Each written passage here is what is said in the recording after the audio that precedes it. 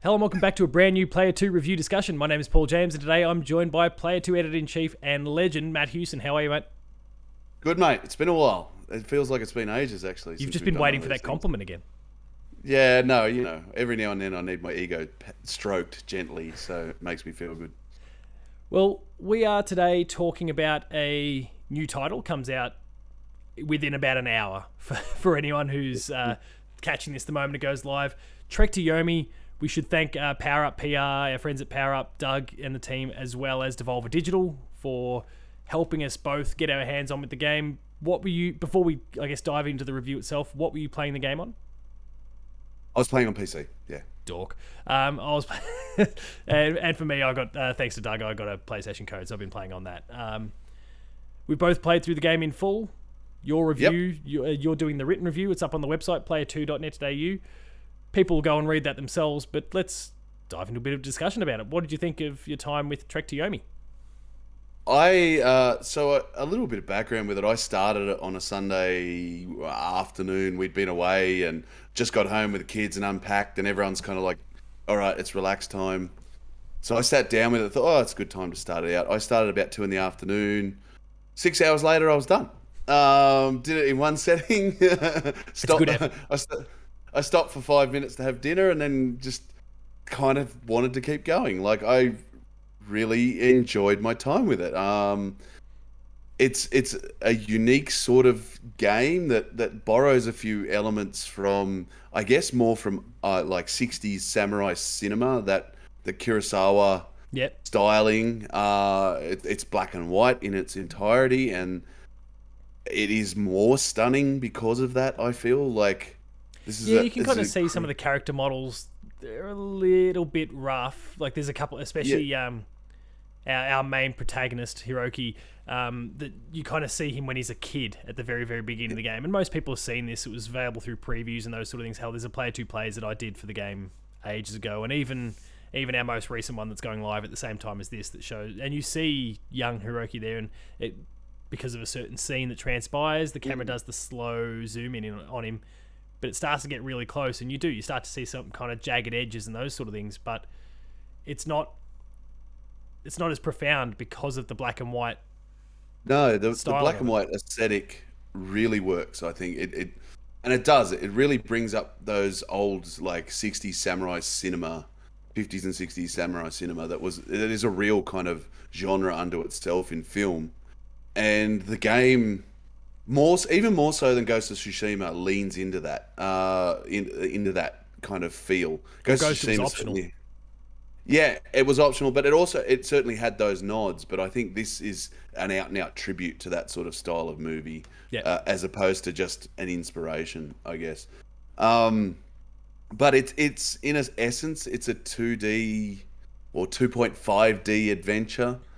yeah. Uh, 2.5D when it wants to be. what it Very wants to specific be. context. Yeah, Yeah, it's I guess it's closer to a kind of platform, or in a 2D platformer in structure. yeah. Obviously, without the platforming, it's more combat focused. Um, and it's a really tight little story. Like I said, it took me 6 hours on the medium difficulty, um, Yeah, I was about the which same. was challenging enough. Like, it felt like a good challenge. And if you really like to die, there is a instant kill mode that opens up, and there's a No. harder difficulty. Um, But also, if it's too but brutal, you can also dial it right back to an easy mode, which I tried out yes, for. I think I've gone about half a playthrough with that at this point, and it's still not obscenely easy. Like there's still you can't just hack and slash your way through. You still need yeah, to counter and parry and those sorts of things. So yeah. it's nicely balanced in that respect. Yeah, it seems like a really thoughtful, because this could easily delve into that kind of soul's frustration. I think, with the type of game that it is. Swordplay kind of invites that comparison, whereas this, there are certainly elements of that there, with the parries, and it's about timing, not just about slashing away. It's about recognizing movement patterns for enemies and things Yep. like that. You've got to learn what each enemy is capable of to be able to tackle them, especially when there's a group of varied enemies. Yeah. You need to know where the threats are and what animations are beginning a move that needs blocking or parrying. Not to mention they can So kind of that surround you on both sides as well, so that kind of forces you to pay attention to even who's just looking to strike first. yeah, Now, and I don't know about you, who's but going my to be. tactic was usually if I spotted that they were coming, I would very quickly just push back to ensure that they're all in front of me. I actually liked there was a move that you could reverse slash and change your direction, and I it's a feel like very that one quick could way. kind of be exploited a little bit. I feel like that was a little bit It OP, that could, one. yeah. It was very easy way to whittle numbers Yeah. down, I thought. Yeah. But I think that's where my problems start to come into it. There is a lot of different moves. There's a lot of different techniques that you can use, and almost all of them are unnecessary. Yeah. Like there is no need to learn any of them. Like you can play with the basic move set you got at the very start of the game and finish the game. In fact, I pretty much did, with the exception of a couple of extra moves that I've learnt along the way. Well, like that All backslash. the like the backslash one, and there was a running slash that was a good way to get first strike in as well. Yeah.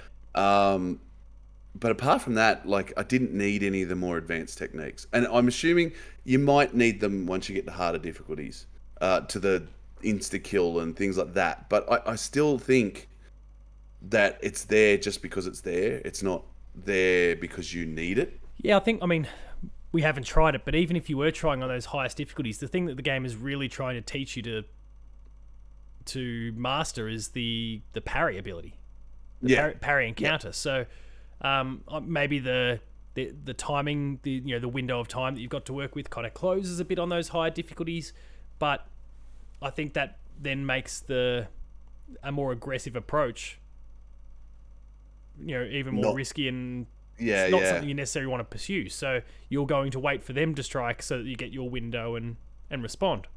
That would be how I Yeah, imagine. I think so, and I think it's yeah, they've it feels like the devs have wanted to put more into it, more into the combat system. Like they felt their combat system wasn't good enough without this extra stuff. When for me, I was more than happy playing through with the simple move set, to be honest. Like Yeah. it felt really good to master that quite small move set and work my way through it. And work, especially towards the end of the game, there's some quite challenging battles with multiple enemies and that all there's ranged enemies that mix in and along with people that rush you and all sorts of different. Yeah. I won't ruin the types because it plays into the story. Yeah, it But does in a way that I wasn't expecting. yeah, no, I wasn't expecting it either. So I think that maybe had the devs just left the focus on a simple move set, it would have been a tighter game. But as it is, it feels like it's offering useless content. Yeah. Yeah, it's not Yeah. bad, and I'm sure like if you want to take the No. time to master those things, then you might even derive more enjoyment from it. But it's unnecessary. Yeah. Yeah, yeah, it is. Um, but the story was more than enough to get me through. I loved the story. I thought it was like once again kind of that ode to '60s samurai cinema that went in some unexpected directions. Yeah, one in It particular. had yeah one in particular. It has some elements of choice, and it's actually I'm going to let it rest for a bit, but I am keen to actually play through again and see how the elements play out in different ways. Um, so I think people that like a short, tight story game with some solid action are going to get a lot out of this. Like this is not a game that's going to stay with you forever. It's quick. It's really well contained in its own little bubble. There's no real extra things. There's a couple of collectibles around, but they're just more, I guess, for interest's sake than They're anything trinkets else. as opposed to additive to the Yeah, plot or anything like that. Yeah. you don't ever feel the need to collect them all. If you come across them, then cool. Otherwise, whatever. And I think that there's going to be a real solid community of people that are going to really, really like this game. Like, like I played it all in one sitting, and I haven't done that for God knows, probably since Brothers: Tale of Two Sons have I Oh played yeah. a game in one sitting, or maybe Journey. Journey, I think I did in one sitting as well. But you Oh, know that that's the sort way to of play that game. yeah. So Brothers: Tale of Two Sons and Journey were probably the last two that I did it for. So they're both quite a while ago now. So yeah, and that says it all for me. I think as far as the entertainment I got out of it. Yeah, certainly. I mean, and again, without wading into spoilers, like there are some little. There's obviously one significant twist that we've both highlighted, and then it was there's a degree of choice as to how you kind of act towards the back end of the game there. That, to your point, like does set up this fascinating. Well, what happens if I made this choice instead, or what happens if I did this? And I do kind of want to investigate that. And those seeds were sown when after I finished it, I in typical Paul fashion, looked at the trophies and saw that it highlighted like that they really emphasized completing the game this way, completing the game that way. I'm like, oh, okay, so this is not just a this is sorry to Mass Arbitrary Effect sort of fans, but it's not red, green, and blue. It's like there's there's actually something to different it. shades to this, and there's an actual kind of proper plot change of plot. Hell, you can even, again without spoilers, but the main boss, you can even actually defeat them earlier on in the game, and that's something that potentially shifts how the story plays out for all I know, or maybe it's just a gimmicky trophy thing, I don't know. But like there's some cool aspects there that what they're trying to do with the plot that still to be explored, and I'm interested in doing so when the time comes. Yeah, I think Would have so. loved to chapter And select to make it a bit easier going back afterwards. yeah, that would have been nice, and it may be something that comes in a patch later too. I think even a new game plus option would be cool to just start from the start of the game with everything unlocked, so that way you get an opportunity to play with those more advanced combat techniques earlier on in a kind of safer setting. So something like that might be cool as an addition later. I think what it really did well is set that scene of this kind of feudal era Japan. It's a really well kind of realized in how the village looks and how the forest looks and how the spoiler looks, and you know, and from my very limited understanding of Japanese history, which probably comes from bad samurai films. So we could be right off base anyway. Yeah, I'm not going to profess any sort of expertise in this area, but it feels authentic to that, and it feels really well realized. And like I said, I took more screenshots in this game than just about any I've taken, because I kept coming across these points and go, do you know what, that looks just really good. It's not a graphically demanding game, but the art style, Yes, the stylistic really wins out for me. Yeah. And even like complemented by the audio design as well, like that works really well as well. From kind of the more typical soundtrack stuff, but even the clash of swords when that parry comes in, and just like how piercing that is, like it's really well done in that sense as well. So it adds to that environment, that feel, and in really effective ways. I quite enjoy that. Yeah, I think definitely from a presentation point of view, considering it's a pretty small team that's made this, from my understanding, it's outstanding. Like they've really got an eye for art design, I think, and that really comes across in the game. Yeah, I think Flying Wild Hog, isn't it? But like they do Shadow Warrior and all that, so it must be like a little spin-off team, a little side project along the way. I think it was they helped get it out the door. I don't think they were the primary developer. Yeah, so they were kind of the ring in to, I think, provide final polish and perhaps music and things like that. So yeah, right. Okay, that clarifies that a little bit. Yeah, I mean, there's a lot that's really great about the game and stuff that there's enough there that I then want to go back and explore.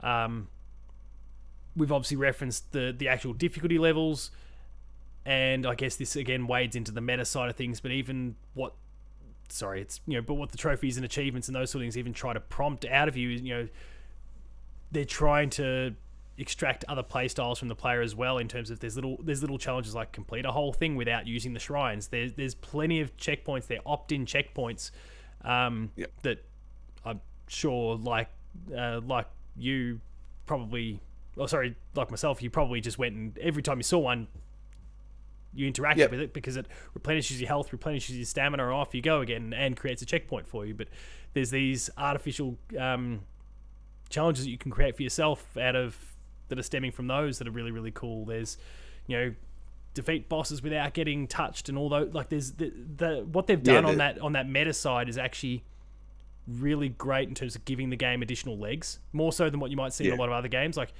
I know people probably tire a little bit when I talk about trophies and those sort of things. There's a lot of really gimmicky things that come out of trophy and achievement systems, but this is one of those ones that's really well designed in the sense that it's trying to prompt other ways of play from you that I really, really appreciate. I think it's really, really well done in that sense, because if you do take that away and you just want to experience the game for what it is a short experience. You finish through it in one session. I finished it still in one day, just over 2 little 3-hour blocks or something like that. But that gives you, outside of, again, I mean, from the, hey, here's what, like, these different story beats, this decision you make clearly indicates that you're taking the story in different directions. Great, I'll go and explore that again. Beat the boss this way. It's really, really cool. I enjoyed that. Yeah, I did too, and I think some of the other extra things they do kind of add to that. The puzzles themselves, while nowhere near challenging, they do break the pace nicely when it needs to be broken. There is a lot of hack and slash in this game. Like, it is a combat focused game, but those little puzzle sequences, just gave you that breathing time to stop and I guess take it in a little bit. They weren't challenging, like I said, but they just give that kind of, I guess, space between constant battles, I guess. So there's a lot of thought gone into the pacing of the game, and its length, like I said, is about 6 hours. So I think that length in itself encourages. I think the developers have seen that being at a short length, they can encourage replays by using those things you talked about. Having challenges for yourself, having possibly multiple endings, little extra things that people want to challenge themselves. I'm sure speedrunners, this is the sort of game that speedrunners might tackle. So there's a lot of things there that they are encouraging people to go back and explore a bit further if they so feel. But even if they weren't to, I think at the price it comes in at being a kind of premium indie, I guess, that Devolver sort of category of game, I think it's about 30, 35, maybe $40 on Steam. Yeah, I don't think it was even that. The PlayStation listing, I think it was like 28 or something at the moment. So something like that. It even hits 30. So it's great value for money. Absolutely, and it's worth every cent, even if you just play through it once. The other thing I had a few little issues with was sometimes I found that you got stuck. Like, literally stuck in a corner, and there wasn't a way out of it. But between enemies, I mean, not like in the environment or anything. Because of the way the enemies work together, there were certain battles where that if a certain kind of string of attacks was triggered, and you didn't block that first one, then you were screwed. You were just done. There was no way out of that. It just was, because one would be throwing something, one would be shooting at you, one would be and it'll all combine into this kind of perfect storm of you just dying. And I think that little area of balance could have been done a bit better. I think there needs to be a way, or maybe the animations or the enemy AI patterns need to be tweaked so that there's always a window to get out of that kind of instant kill situation. It happened obviously more as I went along, and things got more difficult and the enemy varieties mixed up, but it was certainly noticeable towards the end of the game that I was getting caught in a pattern where I couldn't get out of, and that just becomes frustrating. Yeah, I certainly think of one particular heavy ranged enemy that's introduced towards the back end of the game, that, like, if you're caught up, just engaged with a melee opponent, like, that thing just pierces straight through you, and there's basically nothing you can do because there's no jump. No, and you can't block it. Yeah. And that weapon you get yourself is pretty useless when you're using it, because it takes so long to fire. It takes such a long time to load up. Yeah. Yeah. So I barely used it at all. I think maybe once or twice in the whole game. And whereas the bow and arrow and the shurikens are obviously much more handy. Yeah, I'm only going to go back to that one because there's a trophy attached to killing 3 enemies with one single shot. But yeah. Yeah, there's not much incentive to use it in terms of actually being adept at the game. No. And so I think there's some balance in the later parts of the games that could be tweaked. And we're looking at things here that are Minor. not major. This is a really well put together game, and I can't stress that enough. But when you look at it as a whole, especially if you play it all in one session like I did, it kind of, that sort of stuff really stands out. Especially when the early levels are really well balanced, and you feel like this badass samurai. Like the combat kind of clicks for you about the second level. Yeah, you've kind of got it down. You think, you're feeling really confident about it, and it would have been nice to be challenged more on that side, and not just by kind of a few little cheap instances that came later on in the game. Yeah, that combination of enemies at different points can challenge in ways that don't quite feel fair. So God help us when we're playing if we go to on the harder Kensei difficulties, mode or whatever the top difficulty was. I've forgotten the name, but the insta kill mode, which means apparently you kill enemies instantly as well. So that kind of balances out there. Bow shuriken, just launch those things across the room and try not to think twice about it. Yeah, maybe that works on the bosses. Maybe that's how I can ping some of those trophies. You've got my rat brain going. Anyway, any other thoughts about the game at all?